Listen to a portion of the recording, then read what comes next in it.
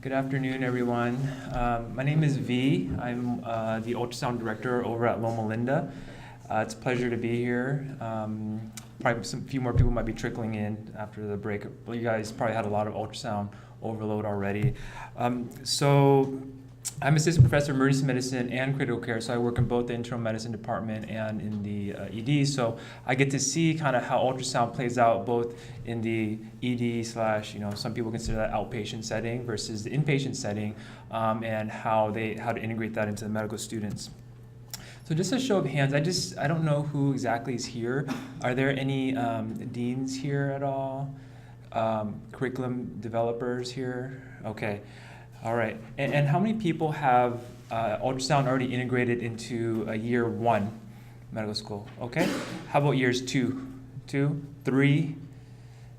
Okay, 4? All right, good.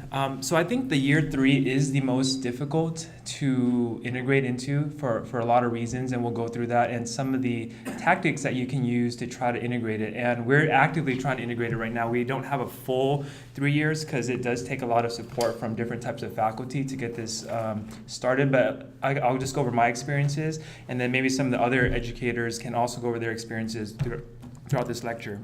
So the fact that you guys are all here, I really appreciate. I think everyone here is truly, you're enlightened. You know what the future of medicine is. You are contributing to your medical students' learning and future learning. And similar to what Alan's showing from the videos, our students have been graduating and coming back and telling us that how much ultrasound has affected their, 1, residency choices, 2, the ability to get into residencies, and their interviews about being involved with the ultrasound interest group and how that's impacted how their success in residency and pre-residency. So this is our dean, Dr. Roger Hadley. So we were fortunate enough to have dean support right from the beginning. So we kind of have a top-down approach, and most people here are familiar with the top-down versus bottom-up approach, I assume, right? So basically top-down is, you have dean support versus the bottom-up approach where you're really using the medical students to try to garner the support. So you're gonna have different mixes, and some schools will have more of one or the other. Thankfully, our dean was very supportive. However, has anybody here had any resistance with ultrasound getting started at their institution? Right, so I'm sure a lot of people have had resistance. So even though the dean was supportive, the other deans, right, the curriculum dean was not supportive at our institution initially. Other faculty members were not supportive. Other specialties that were not based in point of care were not supportive. And how do you convince these specialties to really help you out? Because you need their help. There's no way you can do this alone. You're going to need other faculty support. So we're going to go over, this is not really an evidence-based talk. It's more of kind of tips and tricks that you can use to bring back to your institution to try to see if you can garner more support. So a little bit what David Boehner was saying was that the curriculum development, you really should start with a needs assessment if you haven't done so already. It's very easy. We sent a needs assessment to our medical students in 2012 before we started the ultrasound implementation. And we basically found that most students were not comfortable with ultrasound use and interpretation. They were very interested in learning more about ultrasound, and most of them thought that it was important to have in their medical school education. Really simple survey we sent out to all these graduating fourth year medical students. And we brought this to the dean, and we gave them a little bit of the evidence that, yeah, your students really want to learn this stuff. So the dean was supportive from the beginning after he saw this, and he went to some AAMC meetings and came back and said, hey, I want ultrasound integrated. Let's start in the first year of education. And I think, reiterating what Dr. Chin was saying, is that the first and second years are probably the easiest to start off with, and some of you guys have already experienced that. And I would highly consider starting here if you're really starting out. So what we did was we integrated it into our physical exam. Not so much anatomy, but physical exam. We found that was the ideal spot to integrate it, because while they're doing the physical exam, they have 2-hour slot where they're learning the physical exam. We took 30 minutes of those 2 hours and taught them ultrasound. And basically, it was a longitudinal 1-year thing where in October they would learn, while they're learning the vital signs, they would learn how to use the machine, how to look at brachial arteries, how to look at minimal color flow. When they're doing JVP, they would look at the IVC, they would look at the internal jugular vein, measure out the JVP with ultrasound. following month, they would look at cardiac, how to get a parasternal long axis view. Some instructors were more comfortable getting other views also, but we just wanted them to learn the basics of parasternal long axis view. Pulmonary, looking at lung sliding. Abdomen, we made basic things like how to look for diaphragm, liver, right kidney, and they don't really know the significance of a lot of these things until they go in their clinical years, when they're like, oh my gosh, I already know how to do a fast scan, and I didn't even know it, but you're training them right from the beginning, these really basic things.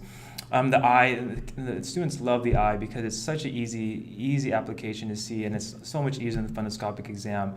The ENT also very easy to do, and the musculoskeletal. So after we integrated this, Dr. Chim already mentioned this study, but we go further into, so I would encourage everyone that since you are starting out, you're not UCI, we're not USC, where they've had this for years, you actually have a control group, right? So that's what we started doing, is like, hey, we have an actual control group and we're unique, so why don't we just start studying before and after ultrasound implementation, and one, get publications from it, and two, you can bring that back to your administration and prove that your curriculum works. So we found that the physical exam scores improved, not just ultrasound exam scores, but actual physical exam scores improved. And I actually put a lot of the curriculum deans on this paper that were not supportive initially, and they were actually co-authors, and now they're very supportive of what we do. So just a technique if you can use, it's like, you keep your enemies closer, right? So but just make sure that anything you can do to convince them that it works, and any research support that they can get into also. So what I would, before we even start talking about the third year, is that really start with anything. If they give you anything, any bone that you have, just start there first and start building up, because they're going to start seeing the benefits and the effects of ultrasound medical education, as well with the student support and the faculty support. So we started small, and then we started building up from there. So regarding the third year specifically, we're not going to talk about second year, but third year, there's not much evidence, right? So this is kind of how I feel about third year. There's nothing really out there. There's some papers that describe kind of what can be in there, but there's no really evidence-based articles, and this is exactly how I should do third. There's no milestones or anything else like that. So the goals of this talk is, one is what can a curriculum look like, okay, if you had all the resources in the world, right? Two is how to get faculty involvement, and lastly is how would you start implementing, and what are some of the techniques you can use. So for third year rotations, here are the core rotations that we all know about: internal medicine, family medicine, surgery, OB-GYN, pediatrics, neurology, and psychiatry. So here's an article by Dr. Hopman published in 2011 that describes his curriculum and how they use ultrasound and integrate through years 1 through years 4. So some of these curricular ideas are coming from this article, but when it's not evidence-based, it's more of like a review article describing one institution's experience. And like Dr. Boehner said, there's no milestones, unfortunately, so there's nothing we're going to go by that says this is exactly what students should do. And I would really consider it, if they let you do anything during your third year, just take it, right? They're allowing you to do like, oh, we just want a little bit of cardiac, just take whatever you can, okay? So less is more, I feel like, when you're starting out for third year, because a lot of the clerkship directors are not ultrasound savvy, so whatever they're comfortable doing, just say, okay, that's fine, that's perfect, and you can always build up from there, but don't overwhelm them with so many things like, oh, we have to do this, this school is doing that. Just say, hey, what are you comfortable with? Let's start there, and then move forward from there. So for internal medicine, this is something that you can consider integrating into your internal medicine clerkships. So vascular access is something that's pretty easy to integrate, especially if you have phantoms and simulators. Basic cardiac exams is general qualitative ejection fraction, some basic views, and some inferior vena cava. So the only problem is how many people have internists that are actually comfortable with ultrasound at their institution in the clerkship? Okay. Some, right? There's not that many. It's not like cardiology or this general internists aren't usually trained currently. So another way you can integrate into internal medicine is looking at the critical care department, right? So sometimes they'll have parts of the rotation where they rotate the critical care. So why don't you approach the intensivists who are mostly ultrasound trained, and you can start with them and seeing they have ultrasounds where they have the resources, they have the training. So you really what you want to do is find people that you don't really have to train as much, the people that the resources you already have, and start from there versus trying to kind of reinvent the wheel and start training everybody. Family medicine is another one. So we started integrating this in our family medicine clerkship, and our clerkship director just happened to really like ultrasound, and we started training him. But this might be a place where you want to think about screening exams, like AAA exams or thyroid scans, and possibly cardiac too. If they don't want to do an internal medicine, this might be another venue. So their family medicine, internal medicine can overlap a little bit, but just consider more of a screening thing for family medicine, depending on how much outpatient versus inpatient distribution it is for your medical students. Surgery, I think, hands down, you should try to integrate the focus assessment with sonography for trauma. More and more surgeons are getting trained on this coming out of residency. So this is a really good opportunity, and our clerkship director is really embracing it currently. So I would definitely try to get the focus of the FAST scan. OB-GYN, so this is a really good one to integrate too, because these guys are already trained. They already know how to do ultrasound, so you have to do minimum training. You just got to convince them that it's important enough for their medical students to learn. And once you get a needs assessment for the third-year clerkship after their OB-GYN rotation, might be a way. If they're not convinced yet, they will be after a needs assessment. I almost can guarantee it. So here's some things: either maximum vertical pocket or AFI. We found the maximum vertical pocket is a little bit easier because they only have to do one spot versus measuring 4 spots. Simple things like fetal heart rate, fetal position, and placental location can be implemented. Pediatrics is another very difficult area to implement in because almost no pediatricians train in ultrasound, and a lot of the applications are going to be hard to look at. These are even for emergency medicine trained people that are fellowship trained. These are hard things to diagnose sometimes, or pyloric stenosis, intussusception, appendicitis. But these are things, if you really want to consider pushing into your pediatric rotations, you can. But I would really focus on the previous 4 first before you even start looking into pediatrics, because one, you have to train the faculty, and 2, do students really need to know this? I don't know. There's some literature that's saying that this could be in the curriculum, but I'm just kind of showing you what's out there. Whether it's feasible or not, probably not. And the brain. All right, so these guys, these cognitive guys, right? So we have a neurologist over here. So the neurology and psychiatry, I think, are 2 areas that are probably the most difficult to try to integrate into. So there's transcranial Doppler, and you can look at carotid ultrasounds. But once again, most neurologists, besides Dr. Kim, are not usually trained in ultrasound. So I think this is really low-hanging fruit. I wouldn't push this area. If you had to, I would focus on the first 4 first, and then if you have overwhelming response, and the neurologist and psychiatrist, I can't imagine psychiatry like ultrasound guided EEGs, or I don't know. This is where the head is. Okay, you don't need an ultrasound for that. So I wouldn't focus on neurology and psychiatry as much unless you have the other 4 integrated. So here, after you're looking at the actual rotations, these are the areas you really want to focus: internal medicine, family medicine, surgery, OB-GYN, possibly pediatrics, and possibly critical care if your institution has that. So if you're going to integrate, I would highly encourage you to have an assessment method, and not just for evaluate like competence-wise, but it really goes into buy-in, right? So if you have an assessment method and the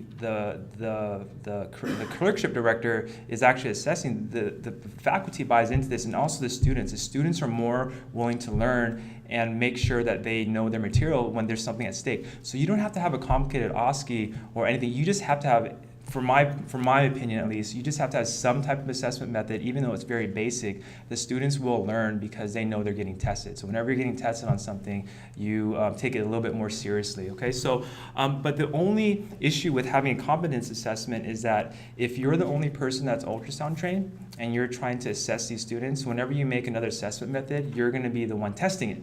So you have to be really careful when you're making this. If you make an assessment method, make sure that either you have a physician from that field that can help you test it, because there's no way you, as a curriculum developer, you're going to be testing OB-GYN, surgery, internal medicine. It's just impossible, right? So be wary when you're creating all these things, even though it looks really nice and it's ideal. Like, you have to kind of think about your own well-being at the end of the day, and we deal with this all the time as we've been developing these curriculum.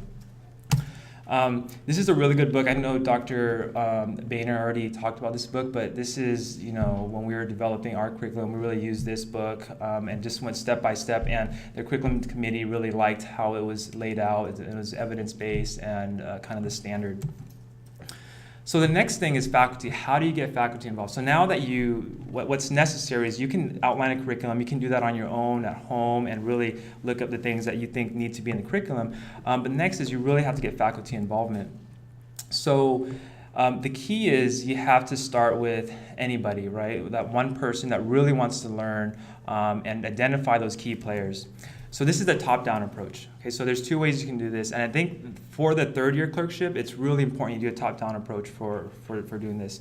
So you have to identify key players, and usually they're your clerkship directors. If your clerkship directors are not buying into this, it's going to be really hard to implement into the curriculum. Right, so sometimes you have to wait until a new clerkship director comes in, or you got to bring them with more needs assessments or more evidence, or have students come and talk to them. But the clerkship director, you really have to convince them any way you can. Another way is if you have good ties with the department, let's say you know the clerkship director, but you know another physician that you're good friends with, try to say, hey, can you put in a word here and there, right? So sometimes you can do other ways to convince them to get into this without you just always bombarding them, having other people talk to them also. So there's a lot of people saying, hey, why aren't you doing this? Hey, the students are talking to them. Hey, the chair is talking to them and stuff like that. So it kind of puts a little more pressure on them instead of you just nagging them all the time. Kind of assess what their comfort level is and say, what are you comfortable with? Are you comfortable doing a basic cardiac exam? What can I do to help you improve your level a little bit more? So give them resources, have them some faculty development sessions for them, and be really open, saying we're really working around your schedule, we're working around what you're comfortable with, what you can do. But once they once you get the foot in the door, you can really start opening things up once they have that buy-in. But you just got to have that, yes, okay, we can integrate a little bit. So once they don't know what they just got into, of course, but just try to get that first foot in the door. Needs assessments, like we talked about. And another thing is, if the clerkship directors aren't willing to teach, but they're willing to have ultrasound, some of them are really supportive, but they just don't have the time, or they're like, oh, I don't want to learn this stuff. You can involve residents also, internal medicine residents, surgery residents, to come help teach also, that are more interested. So another way around clerkship directors is actually using chief residents. Okay, so if the clerkship directors aren't really willing, usually the chief residents are really willing to learn, and they're very receptive to learning ultrasound, because they're just coming out of residency. They want to learn this new technology. You can convince them pretty easily. The only pitfall is that you have to train them each year, or have the incoming chiefs get trained by the outgoing chiefs to learn ultrasound. So that's what we're doing in our internal medicine rotation, is we train the chief residents and then say, hey, you can train the medical students, because the chief residents have a heavy duty of teaching medical students during their rotations also. The bottom-up approach, you should involve students as much as you can. The students can help teach these sessions too if the clerkship directors aren't able to. Ultrasound interest group, how many people have ultrasound interest groups at their institutions already? Okay, so if you haven't started one yet, and you're going to be you're really considering starting a strong ultrasound medical education program, you really should have an ultrasound interest group, because they will push things for you. You're going to have helping hands, you have volunteers, you have support. If you want a needs assessment, you just ask one of them to make it, and they send it out. So they're very proactive about doing things. So try to get one if you don't have one. And another thing you can do is involve senior medical students. So fourth-year medical students that are willing to get trained in certain applications, they can come back and help teach your third years on their rotations also. One other thing that we've been doing at Loma Linda is we're incentivizing, right? Not through money, but once again through research, right? Through academia.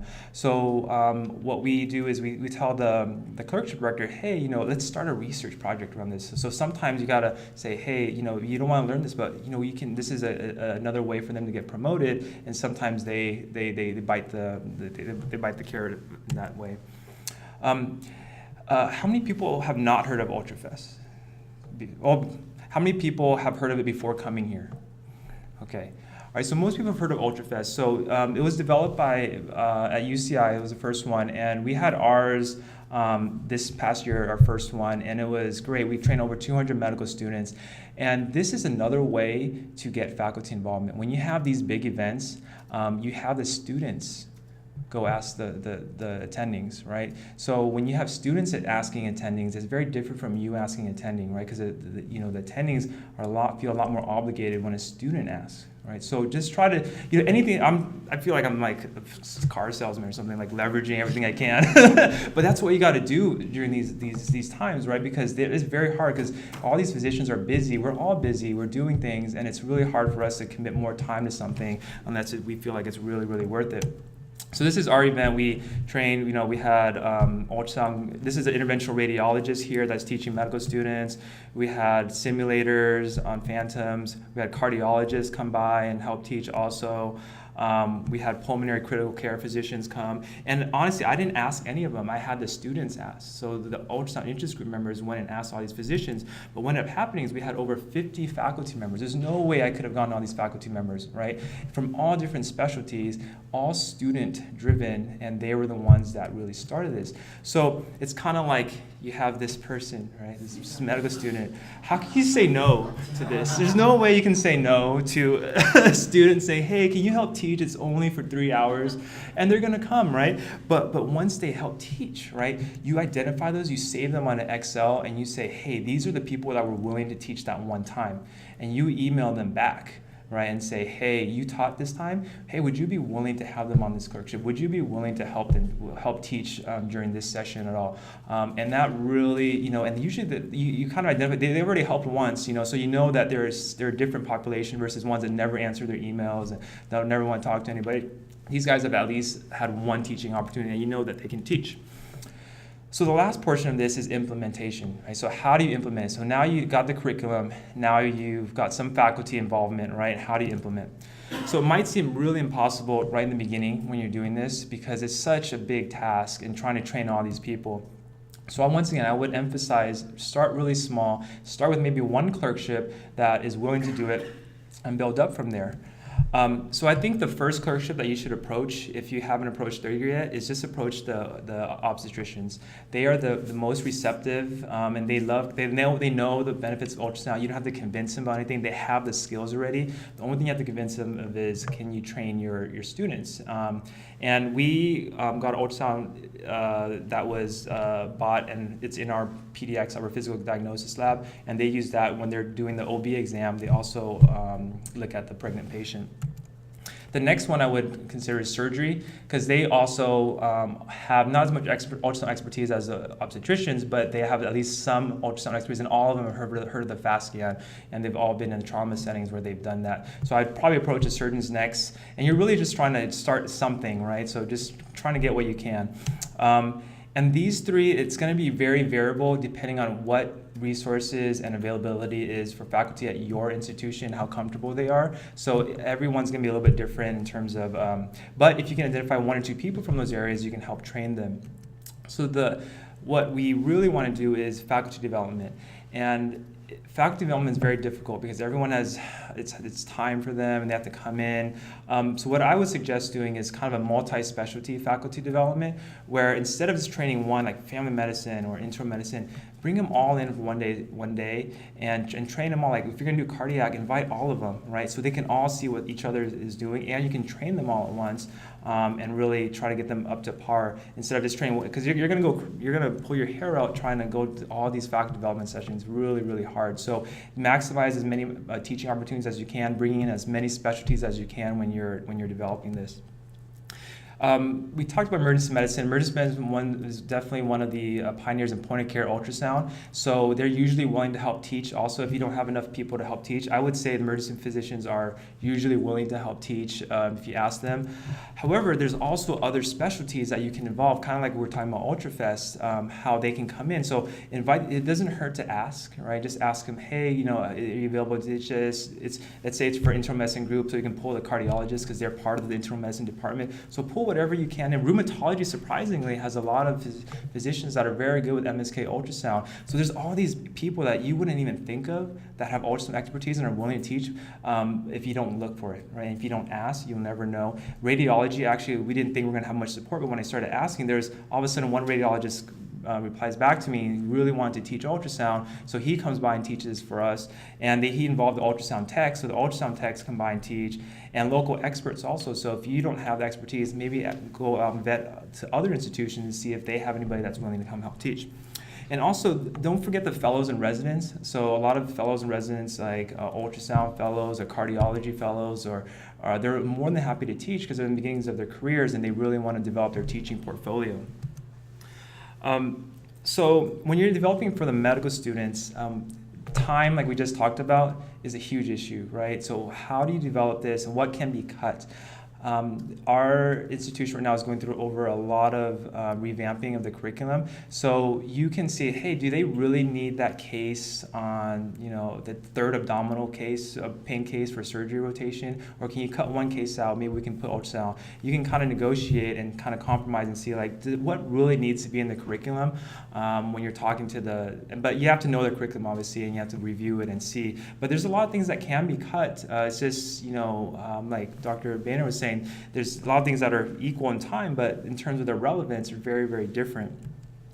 Active learning, I'm not going to go over all the different ways you can do active learning. We talked about that pretty extensively, but that's another way you can have students to learn if you don't want to be there teaching all the time. The MedEd AIUM portal is excellent. It has a lot of resources. If you guys haven't been here yet already, almost all of us post all of our resources on this website. The Sesame website also has tons of resources, and there's so many more that I'm not going to go over it because it would take too much time, but if you want to ask me afterwards, just let me know. Simulation is also a very great way to implement ultrasound into the third year clerkship. How many people actually have simulators right now?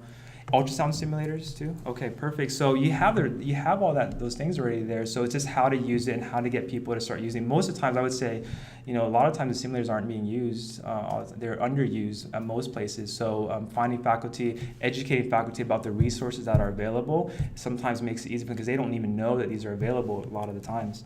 Case scenarios also at the end of the rotation or before the rotation, use of phantoms, and an ultrasound logbook. So another way to get buy-in from the students is, remember, whenever anything is required, they're going to want to do it. So we require ultrasound scans for any required ultrasound rotation to have 3 fast scans done and proctored by an attending. OB, same thing. We require 2 to 3 OB scans. So just having a logbook, once again, increases their buy-in. And another thing that you can do is consider it. So if you can't implement into the clerkship at all, and it's really difficult, is consider having just a one-day ultrasound course, right? Just to start off with, if there's no buy-in currently, you say, hey, can we have a one-day or half-a-day ultrasound course right before the third years go in? Okay, so you're giving all these options to the curriculum and development committee and saying, hey, we want to develop a clerkship. Oh, we can't do this. How about this? How about a one-day ultrasound course where we just train them on vascular access, basic scanning, maybe the fast scan or something like that they can use. Evaluations. So make sure if you're gonna implement, evaluations are really important. If the students are they're always gonna give you good reviews, almost always, right? So if they ever want to once they start something, you don't want them to take it away from you, right? So the evaluation is gonna help you keep what you have going on. So if the clerkship reg says, I don't wanna do this anymore, and then you're like, well, I have 120 evaluations saying the students love it, they need it, and we need it here. Okay, so they're going to be really hesitant to pull it if you have all that. If you don't evaluate, you won't have no evidence to back you up when that time comes. Just to give you a scenario for our institution is that one of the curriculum deans, after we implement ultrasound, said, I don't want to do this anymore. All right, so we had a student's petition. They wrote 200 signatures for petitions that we want ultrasound, and it went all the way to the dean, and there was no issues after that. So the students have a lot to say. I think we don't give them as much credit as they should have a lot of times, but make sure you get evaluations and save them, and then and archive them, because you never know when you're going to need them. And obviously you want it for feedback too, to improve the curriculum and see what can be done more effectively. Budget. So I would plan this really early. You have to see everyone's gonna be different. There's, what resources do you currently have? Create a reasonable budget proposal, and you start building up from there and say, we just need maybe one machine here, and then 2 machines here, and then don't feel like, oh, I want, like this institution has 50 machines, we want 50 machines. Just start with something small and start building up from there. And if you have minimal resources, there are very creative ways, and you can talk to some of the moderators today if you want to hear some ideas about how they got by with minimal resources when they were starting out, with no machines and borrowing machines and such, and free online resources versus paid for resources.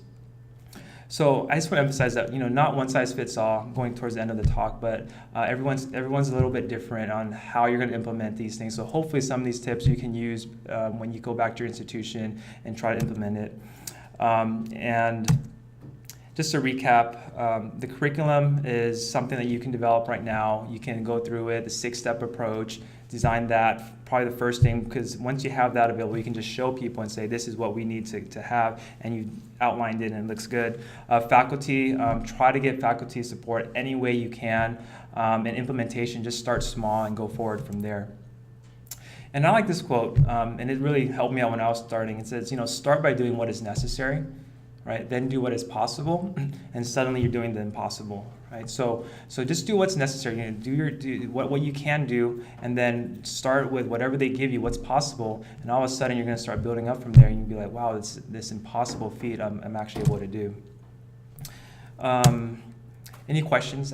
I'm not sure how much time I have left. What is that? Probably have some time. All right. Oh, yes.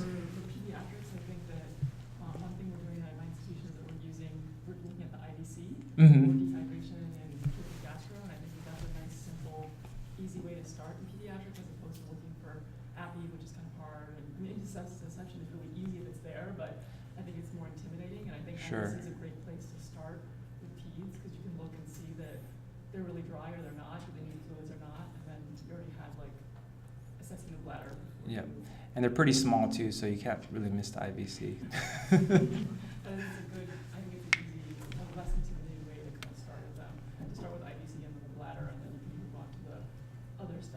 Sure. If they're so interested. Dr. Bonner? I just want to add, I think if you look at how Dan Lichtenstein, he was the one who pioneered thoracic ultrasound, is that, he'd do the standard of care and get this, this testing, and so when you have pathology, then going back with ultrasound as far as getting faculty up to speed, and so then they can see, hey, this person has interception, and now put the ultrasound probe on there, and so getting faculty. Again, changing that culture and getting them up to speed is very hard. But it is hard. What Lichtenstein did for years is do confirmatories with ultrasound, and he started saying we don't need the confirmatory tests anymore. We start to do ultrasound, so it's a method to slowly get faculty up more comfortable with using the tool. Perfect. Now, Shadi? Yeah, I think I just want to piggyback on that. You don't have to teach the more advanced ultrasound applications right off the bat. I think this is an evolving process. So if you teach IVC, you have the next generation of attendings that know IVC. Teach the applications. More advanced applications. Yes, Anthony. What are you doing or what have you heard, either what you use or other institutions, in terms of evaluations for the preclinical medical students? Because everyone talks about OSCEs and things like that, but for 3rd and 4th years, is it a milestone approach, or is it basically some integration of ultrasound-related pathology in a shelf exam, or what do you do, or what are the thoughts you have on how to best implement evaluation of the clinical medical students? So during the 3rd year, we do have a OSCE that they have to do, like a hands-on OSCE, where they have to demonstrate the FAST scan, as well as we have a simulator, we have SonoSim, so they have to actually identify, is there a right upper quadrant fluid here, left. So we actually have a checklist for them, and they have to do that. But I definitely don't think it's standardized across the country. A lot of places that do integrate do not have evaluations. I know Dave is probably more familiar with all the evaluations that are going on, but do you guys assess for 3rd years at your institution, Dave? Because I know you've implemented for a while now. So we have an LMS, a learning management system, and so it's called My Progress. They bought it from the UK or something. So we put a checklist in there, and then before their clinical rotations, they do it around school, so then they'll have to go and demonstrate. Before surgery, they have to demonstrate certain skills that they may have to use on surgery rotation, and so than we have a checklist. The challenge is, we have 240 students. Yeah, it's a lot. It depends, you guys get the buy-in of what you want to check, so we have definitely done vascular access. Now we're slowly starting to roll out more and more things as we get more faculty. That's how we do it. They have like a kind of a boot camp before they do the clinical rotation. So I'm going to be on trauma and I have to know how to do the fast scan, demonstrate it here in the simulated setting, check. But even arranging OSCEs is it's pretty difficult. None of us really have time to do the OSCEs. So with us, we just use mainly SDOTs. Again, a checklist form, but it's done, which has issues by the tutor who's also teaching them so that they know what ground is covered. And then if they go off on the board or something like that, then the other person who's also involved as your faculty can just say, okay, I observed him doing the fast exam, he was fine.